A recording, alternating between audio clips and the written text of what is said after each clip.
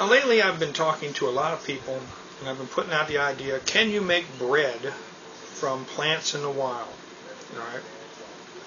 So everybody's prepping and worried about stuff, and we have bushcrafters out there and survivalists out there, and I talked to you all, and we've gone over all this before, but making bread out of plants in the wild is something that I feel is important to know. The reason being is bread is a staple all over the world. If you have flour to make bread, you have flour to do other things. You can make noodles and other things to eat with just that flour, okay? Coatings and all kinds of other things. But flour is a big part of the human being diet. Flour is. So being able to make flour is something we need to think about. And I ask people in chat rooms, well, if everything hit the fan right now and you had to go out and make flour, what would you use? And they go, wild grains. And I go, okay, where are the wild grains at? Are they near you? And do you know what to do with them? That's what I thought. So now, what I want you to do is, what you should be doing, is learn about 10 edible plants, no matter what. You should learn about 10 edible plants off the top of my head, just to start with. Don't worry about going out and getting a book and trying to learn everything there is. Find 10 edible plants in your area that you know off the top of your head, forward, backwards, you know, from winter all the way through to the fall, so you know everything about that plant. Start with those 10 and then add on to it. All right? Now, I got notes here. So, out of those 10, let's talk about things you can use. Well, of course, there's always pine nuts. All right? Pine trees. Now, I'm not talking about evergreens, but pine. Okay? Pine nuts. And the nuts that come out of there, whether they be very tiny ones or whether they be larger ones like pinon nuts or something like that, those are all edible and can all be ground up. A lot of nuts and seeds off a lot of plants can be used to make flour, but you need to find out if it is edible and if you can use that part. Then there are other parts of plants that can be made into flour. Whether you dry down the leaves or dry down the roots or soak them or do whatever, there's different ways to prepare things. Right now, a lot of people are doing acorns because acorns are falling, walnuts and stuff like that, which all make flours, which are good to use. So I suggest you look for those things. Now I'm going to use my notes here and run down a quick list. And I'm not going to tell you exactly what you can use off each plant, but you can get an idea by looking at these plants. Okay, you've got oaks, you've got pines, you've got cattails, mint, mint, spicebush, miner's lettuce, sumac, violets, dandelions, chicory, GreenBriers, stinging nettle, okay, amaranth. MI Wilderness did a wonderful video on amaranth. Check that out. Waterlilies, arrowhead, chickweeds, plantains, prickly pears, winter cress. And I'm sure that covers like a whole gambit of people here in the United States and in other countries, just off my little list that I printed out here. One other thing that people talk to me about is grasses. Alright, now let's talk grasses real quick. You can't go out in your yard and digest a blade of grass. Your body's not made to break that down. Okay, animals do it by, as they say, chewing their cud. It goes down, it gets enzymes, it comes back up, they chew it, it goes down, it comes back up. You're not going to want to keep chewing that if you do that. You know what I'm saying? So we are not physically set up with our stomachs to digest grasses.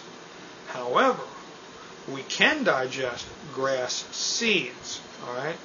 So if you go out and find larger grass seeds and they are edible, whichever ones they are, you have to look up and find out if that grass is edible.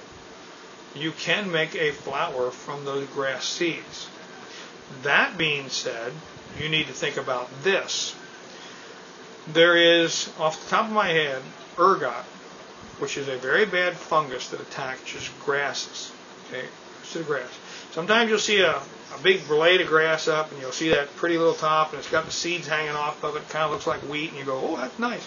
And then there's this curly black thing off of it. That's an ergot fungus. It's a very big ergot fungus. And that is what made people kind of loopy, because it was a hallucinogenic, and it will mess with your mind. It will also make you feel bad. They believe that part of that Salem witch trial okay, that happened many years ago, was due to an ergot fungus infecting their bread. It also infected people many years before we came to the New World here in the United States. Over in Europe, they got sick off the ergot fungus. Okay, and that is one of the major problems they had, and it can kill you at some point. So harvesting grasses is something to think about. So most nuts that you can harvest, hickory nuts, acorns, walnuts, I mean there's all these different nuts out there. Most of those can be ground down into flour. All right. So now I've given you some ideas, and now I want you to look into making your own flour. And I suggest, if you make bread or you bake bread, I don't care if you use a machine or you do it the hard way or whatever, that you, and that doesn't matter what kind of bread product. It can be flat bread, it can be tortillas, it can be, yeast bread, it can be sourdough bread. At least add a little bit of your wildness to it to get used to it, to try it out, okay? And it'll extend your money, a little more flour for your family, and it's probably got better health benefits than the breads and flours that you're eating right now, because white flour is just not that great. I mean, really not good for you. What you're going to grind that stuff with, I mean, you can go paleo, man. Just take 2 sandstones from down at the creek, nice smooth rocks, put the stuff between there and grind the heck out of it. You can do it that way. You can go out and get yourself, as I use around here, a nice mortise and pestle. Okay. Now, I have one for spicy stuff and I have one for flour.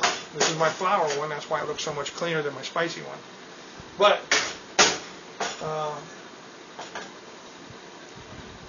you can go really big time and get yourself a grinding mill that if you're going to make your own flours, I suggest you spend $100 or so and get yourself a hand crank grinding mill for making flour. Okay, it's very useful for cracking wheat and doing other things. Off the top of my head, something I didn't mention also, potatoes. Okay, you can make flour out of potatoes. And rice. Rice? Yes, rice. You guys store up and stock back all this rice. You can make flour out of that rice. All right. So there's some ideas. There's some things for you to think about. Search the web. Get your books out. Get out there. Find your wild edibles. Find out what you can make flour out of. All right. I'll catch you all on the next one.